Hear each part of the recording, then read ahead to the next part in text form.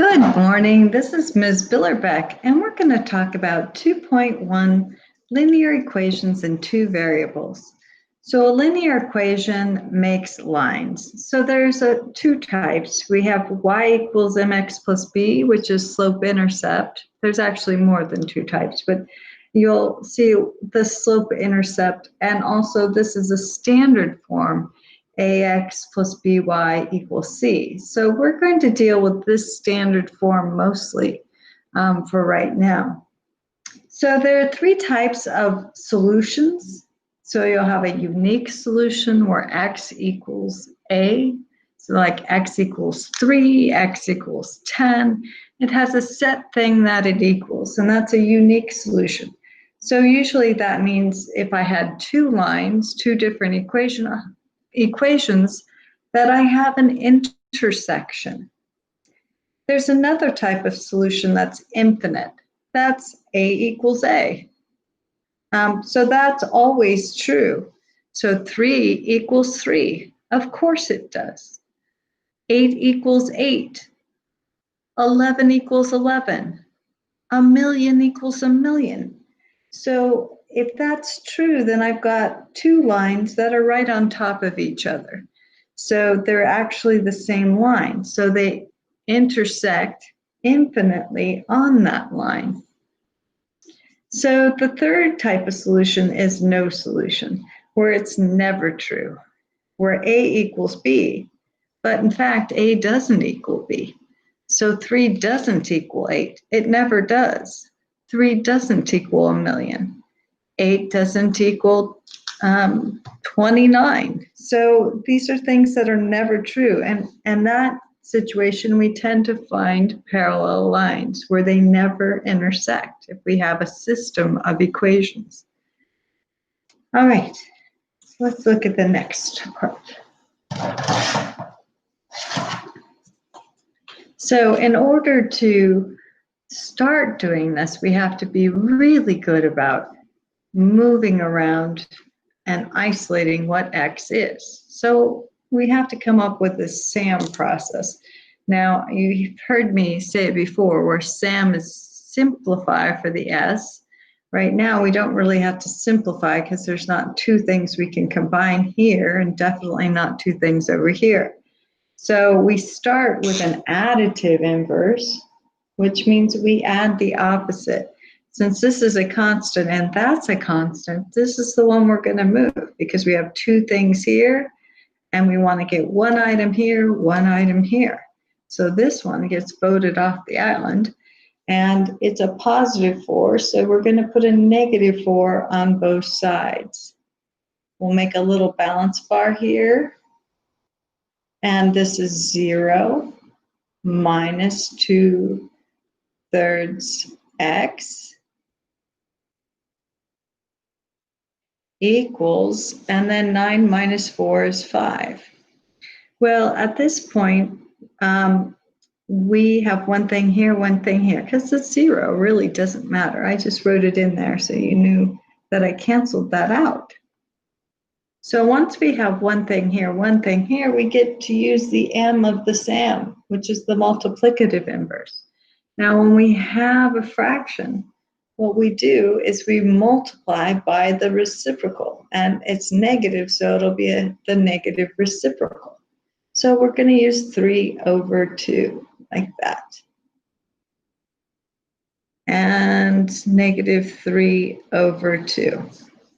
So what happens there is if we multiply there, there's two negatives. So we have 6/6x equals, and then that's negative 15/2.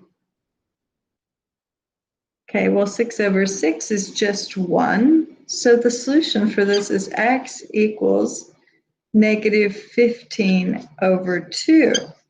And if we were to write this as a proper fraction, we'd have negative 7 1/2. So we just divide the 15 by 2. So there are 7 2's and 15, leaving one remainder. the remainder goes over the divisor, which was the 2. All right, on this one, we have something to simplify. I threw that in there so you guys could actually simplify. So the first one, simplify of the SAM. So 2 and 5 are constants, so we add them together. So we have 7 minus x equals, and these two are like terms, so we combine them, 6x. So that's the first part of the SAM, simplify. Now we use the additive inverse. So I have an x here and an x here. There's 2 things here, 1 thing here. So I move this x to the other side. It's a negative x, so I move a positive x.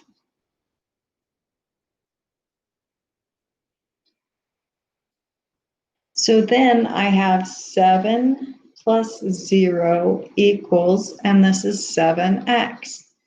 Again, I don't have to have the 0 here, so I'm going to erase it.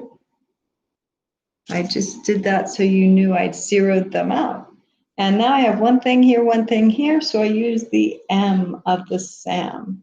So the multiplicative inverse of 7 multiplying x is 7 dividing x. So I divide by x, and I get x equals 1. And that's my answer. And this was the answer for this one or this, depending on what I say. If I say leave it as a fraction, leave it as a fraction. But this would be the answer for this particular one.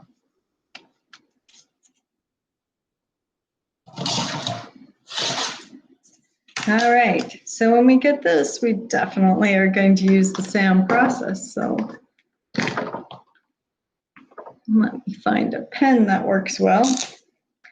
So what we need to do first is move this 7 over to the other side. So we have 1 thing here, 1 thing, or we'll still have 2 things over here. But we have to, actually, do we need to do that? Let's not. Let's just multiply. See this denominator here? When we have an equal sign and we have a denominator, any kind of fractions or anything, we want to multiply by the least common denominator. And what that does is it makes it a much easier problem. Okay, so watch and learn. Okay, so what I'm going to do with this is I'm going to take this and I'm going to multiply everything by 3. And this is a simplify process. Okay, sometimes we have to repeat, so we're going to simplify again. So this one's going to be 7 times 3 is 21 minus, and then we have 3 times 2, which is 6,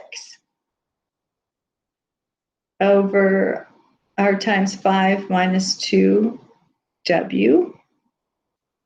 And this 6 happens to be over a 3, because we could just move that 3 a little bit over. And then 3 times 2 is 6w. Well, 6 over 3 is just 2. All right, so we can take that out and make that a 2. So that's a 1 and that's a 2. So we have 21 minus 2 times 5 minus 2w equals 6w. So we're going to grab the number with the sign in front of it and distribute it. So we have a few SAMs, so this is going to be a SAM process. So we have 21, and then this is going to be negative 2 times 5 is negative 10. Negative 2 times negative 2w, 2 negatives make a positive, is 4w. 4w equals 6w. We have one more S to do. We have to simplify this. So that's 11 plus 4W equals 6W. So now we're finally at the A. So I have two things here, one thing here. So what's like this one? This variable expression, or this variable here. So the term. Okay, so the opposite of positive 4W is minus 4W. So we do that on each side, and we start using the balance bar. So this becomes 11 plus 0 equals, and 6 minus 4 is 2W. Okay, we don't need this 0 here, so we can erase the 0, just zeroed out that term. And now I'm down to one thing here, so I can use the M of the SAM, the multiplicative inverse. So I'm multiplying by 2. So the opposite of multiplication is division. So I divide by 2, and I get W equals 11 over 2, which is the same thing. There's 5 2's in 11 with 1/2 left over. Okay, so that's how you would do this type of problem. So this one was a SAM process, okay? There was a lot of simplifying to do before we got to the additive inverse and the multiplicative inverse.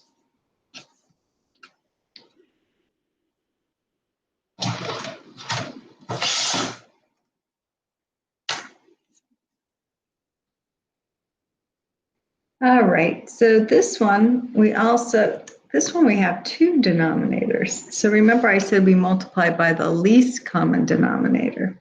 So we're going to put parentheses here and parentheses here. And the least common denominator of 3 and 4 is 12.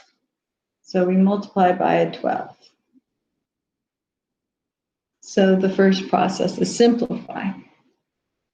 So we get 12n over 4 minus 12 times 2 is 24. And that's going to be over a 3. And we have the n minus 5 right here equals, and then 2 times 12 is 24. Well, 12 divided by 4 is 3n. 24 divided by 3 is 8. And we have n minus 5 equals 24. So now we grab this and its sign and we do the little rainbow. So we have another simplify, we're doing another simplify here. So we have 3n minus 8, negative 8 times n is negative 8n.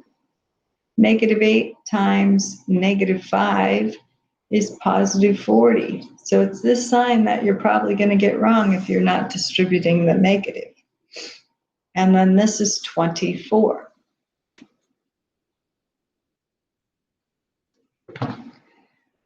All right, so I'm still going to simplify. So 3n minus 8n is negative 5n. And at the same time, I'll do one step at a time. So we're simplifying. So we have negative 5n plus 40 equals 24. So now I have two things here, one thing here. So I'm at an additive inverse stage. I need to move one to the other side. This is a constant, and the 40 is a constant, so it's moving. So it's a positive 40, so the opposite is a negative 40. So we have, now these are different signs, positive, negative, so we just subtract. And we keep the sign of the bigger number, which is 40. So this is going to be, I'm going to put my balance bar in there. So this is going to be negative 16 because it was a negative 40. That's a 0. and that's a negative 5n.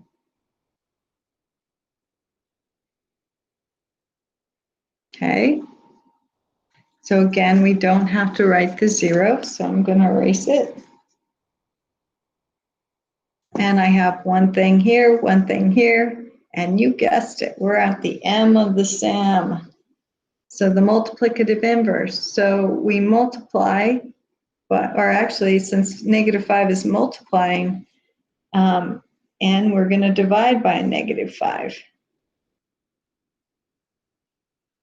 So we get n equals, and there's two negatives here, so it's just 16 over 5, which is 3 1/5.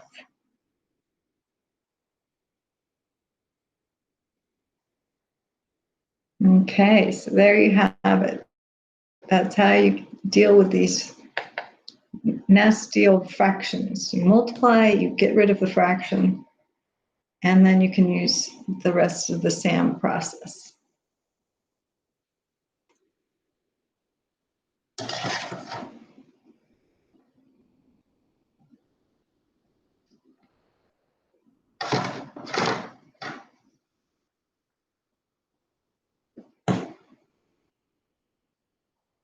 Okay, so the meaning of linear equations in two variables.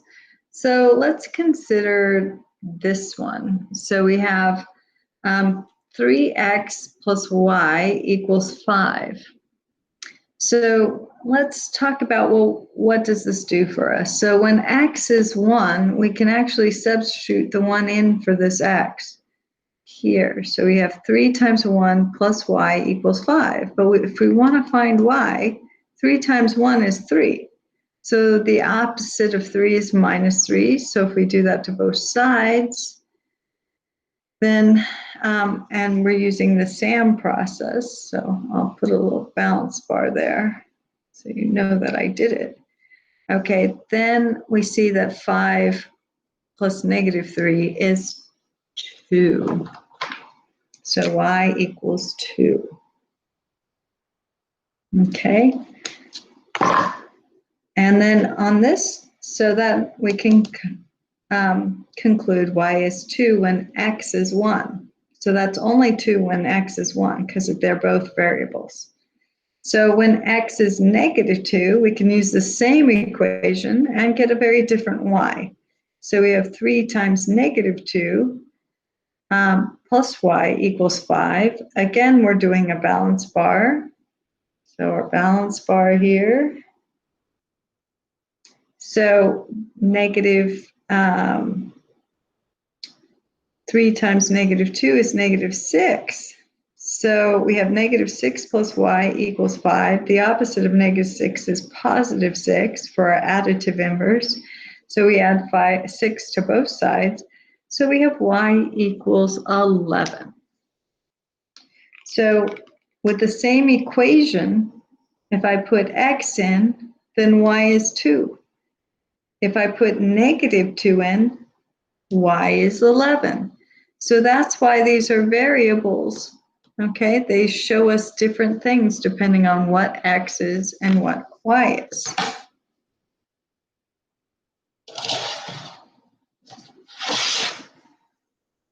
So let's do a real life example.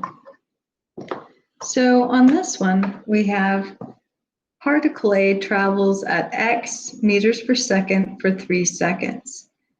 Particle B travels at y meters per second for 4 seconds. The distance traveled by A is 12 meters. So, so first we want to get an equation. Or, sorry, it's traveled. The distance traveled by A is 12 meters longer than that by B. Okay, so one thing we know that if we take this equation for A would be 3 times x, because that's 3 seconds. Use a different pen here. Oops. So we have 3 seconds times x, which is meters per second. Okay, so those seconds are going to come out, and we're going to have this term that will create is going to be in meters, which is, this is in meters. So that's going to be good. Okay, so now without all the units to confuse us, I'm going to write this again. So I use this. So we have 3x, but it said that the distance of A is 12 meters longer than that of B. So I'm going to subtract B from A, and then that's going to equal 12.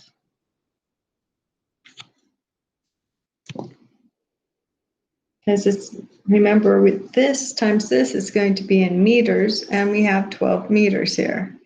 So our formula for particle B, well, it traveled at y meters per second, and it did so 4 seconds. So we're going to write 4 right there. So that's our equation. All right. So now if I were to graph that, let me get some graph paper here.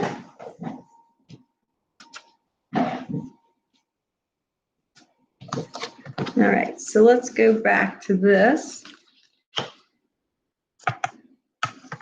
And I'm going to write our equation here. So we had 3x plus 4, oops, it wasn't plus, it was a minus, minus 4y equals 12. So I'm going to put y here, x here. I'm going to say this is 1, 2, 3, 4, 5, and then I'm going to label the x-axis -1, -2, -3, -4, -5 on that side. I'm going to label the y-axis 1, 2, 3, 4, and -1, -2, -3, -4. So one thing that would help is to make a table. So when I have x and I have y. So I usually like to start with the easy ones, 0. So when x is 0, this whole term goes away. So that would mean that this one would have to be -3, because -4 times -3 is 12. Okay, so now I have -0, -3, and then if I zero out this term with a 0, so that one's gone. Oops, like that. So I have 3x times something. 3 times something equals 12. Well, 3 times 4 is 12. So I'm going to write a 4. So normally you probably want to grab one more point, but let's try this without one. Okay, so we have the first one is 0, and then y is -3. So this is the first point right here, 0, -3. The next one, we go to x equals 4, and y is 0, so it's right there. So we see we have an equation, and I'll use this for a straight edge. You should always use a straight edge on these. So if I were to draw this line, I have this. So see the beauty of the straight edge? It's going through some points here, like that one. So it goes right through here, goes right through here, and it goes through these points at a very good, spacing. They're equal spacing. So we also find it goes through this point. So when we use a straight edge and we try to draw very well, we can use this line to predict some things.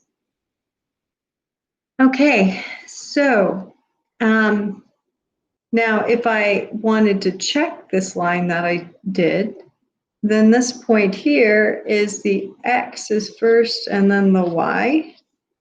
So my x is a 2 and my y is -2.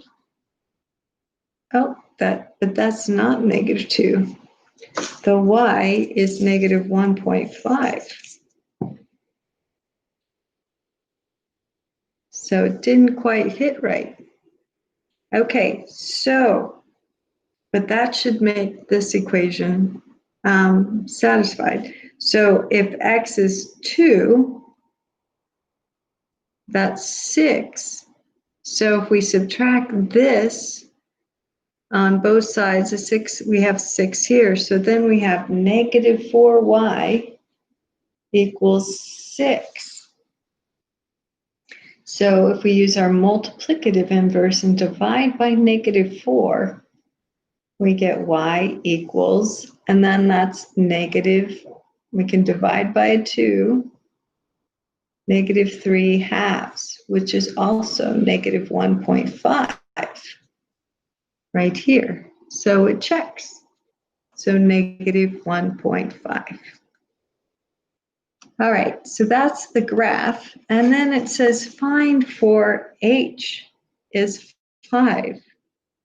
Okay, so we're at 5 here, so we can kind of guess that h is going to be about 3/4. So it's not going to be a nice, easy one here. So now that we've graphed it. So let's actually do the math, since it doesn't look like it's going to be a nice one here.